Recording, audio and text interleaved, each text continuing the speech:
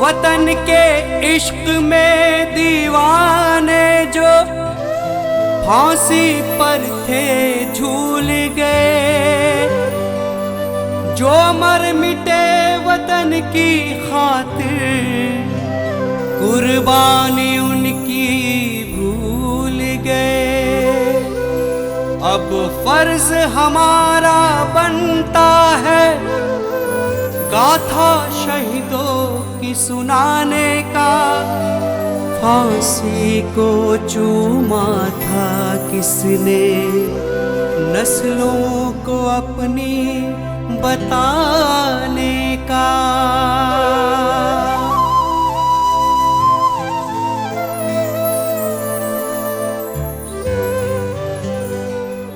नमस्कार, आदाब, सत श्री अकाल।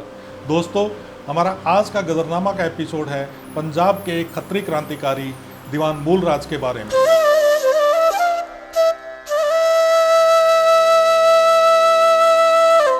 दीवान मूल राज का जन्म सन 1814 में एक हिंदी पंजाबी खत्री दीवान सावन मल के परिवार में हुआ था। इनके पिता महाराजा रणजीत सिंह की सिख सेना के वीर योद्धा थे। उस काल में उन्होंने मुल्तान को अफगानों से आज़ाद करवाया था, लिहाजा महाराजा रणजीत सिंह ने उन्हें मुल्तान का दीवान बना दिया था। उसके बाद जब दीवान सावन मल जी की मृत्यु हुई तो उनका पुत्र होने के कारण उत्तराधिकारी के तौर पर मूल राज को मुल्तान का दीवान बना दिया गया, और यही वजह थी कि इनका नाम दीवान मूल राज पड़ गया। 1839 में महाराजा रणजीत सिंह की मृत्यु के बाद भी ये अपने पद पर बने रहे थे। उस समय देश की जनता पर अंग्रेजों के जुल्म के बारे में सुनकर इनका खून खौल उठता था। ये सन 1848 की बात है, जब लाहौर में आए एक नए ब्रिटिश अधिकारी सर फ्रेडरिक करी ने पंजाब की जनता पर टैक्स में बढ़ोतरी करने का इरादा किया, लेकिन मुल्तान में मूल राज सिंह के दीवान होने के कारण उनके लिए ऐसा करना मुश्किल था। सो ब्रिटिश अधिकारियों ने मूल राज की जगह वितेश शर्मा को मुल्तान का दीवान बनाने का निश्चय किया। 18 अप्रैल 1848 के दिन वितेश शर्मा अपना चार्ज लेने के इरादे से मुल्तान के गेट पर जा पहुंचे। उस समय उनके साथ गोरखाओं की एक टुकड़ी की सुरक्षा में बंगाल सिविल सर्विस के पैट्रिक वैन एग्न्यू और बॉम्बे फ्यूसिलियर रेजिमेंट के लेफ्टिनेंट विलियम एंडरसन थे। रात को ये सब लोग द्वार के पास बनी गढ़ी में ठहर गए। अगले दिन दीवान मूल राज द्वारा इन ब्रिटिश अधिकारियों को शहर की चाबियां सौंपी जानी थी। सब कुछ अंग्रेजी हुकूमत के प्लान के अनुसार चल रहा था, लेकिन अगले दिन जैसे ही ये दो अंग्रेज अधिकारी गढ़ी से बाहर निकलने लगे, पहले से ही घात लगाए सिख सेना के जवानों ने पैट्रिक वैन एग्न्यू पर हमला कर दिया। अचानक हुए इस संगठित हमले से दोनों अधिकारी घायल हो गए और उन्होंने शहर के बाहर एक मस्जिद में शरण लेकर अपनी जान बचाई। हालांकि इस हमले से दीवान मूल राज ने अपने आप को अलग रखा था, लेकिन फिर भी इस हमले के चलते अंग्रेजी हुकूमत ने दीवान मूल राज को विद्रोही घोषित कर दिया था। इन्हें विद्रोही के रूप में प्रचारित करने के पीछे ब्रिटिश सरकार का मकसद इन्हें पंजाब में सिख साम्राज्य का दुश्मन साबित करना भी था।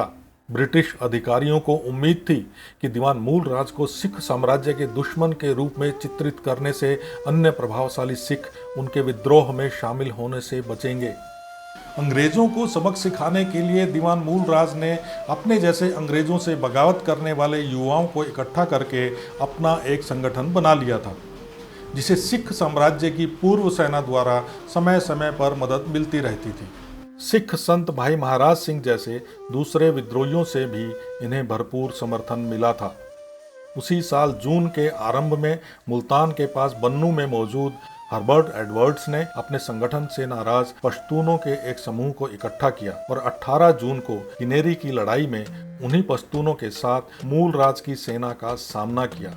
इस लड़ाई में वैन कार्टलैंड के तोपखाने ने मुल्तानी सैनिकों के बीच भारी तबाही मचाई थी।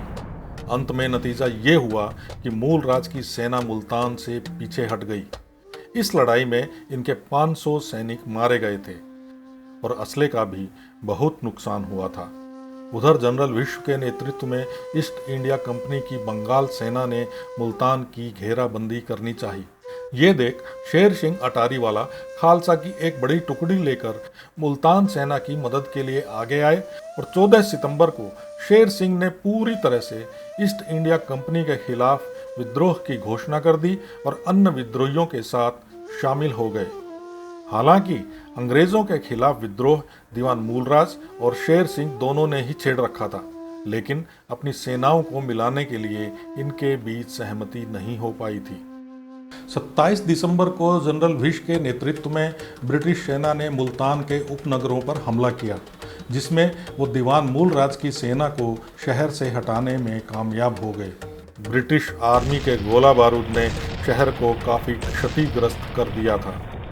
इस लड़ाई में सिख सेना के करीब 800 सिपाही शहीद हो गए थे। इन सब के बावजूद दीवान मूलराज ने हिम्मत नहीं हारी। ये अपनी बची हुई सेना के साथ मैदान में डटे हुए थे। इन्होंने अपने कारिंदे के हाथ जनरल विश को एक संदेश भेजा, जिसमें कहा गया था कि उसके पास अभी भी 1 साल तक चलने के लिए पर्याप्त बारूद है। दीवान मूलराज की हिम्मत देख जनरल विश बौखला गया था। 2 जनवरी 1849 को जनरल विश ने अपनी सेना को फिर से हमले का आदेश दिया। आदेश मिलते ही क्षोभ और गुस्से से उत्तेजित हमलावरों ने शहर में रक्तपात आरंभ कर दिया। इस लड़ाई में मुल्तान सेना के सिपाहियों सहित अनेक शहरी नागरिक भी मारे गए थे। इस नरसंहार को रोकने के लिए दीवान मूलराज ने अपने 550 साथियों के साथ आत्मसमर्पण करने की पेशकश की, जिसे जनरल विश ने तुरंत मान लिया। इन लोगों के आत्मसमर्पण के बावजूद अंग्रेजों ने आम जनता और मुल्तान के खजाने की लूट जारी रखी थी। कहते हैं कि उस समय दीवान मूलराज के खजाने की कीमत 3 मिलियन पाउंड थी, जो उस समय एक बहुत बड़ी रकम थी।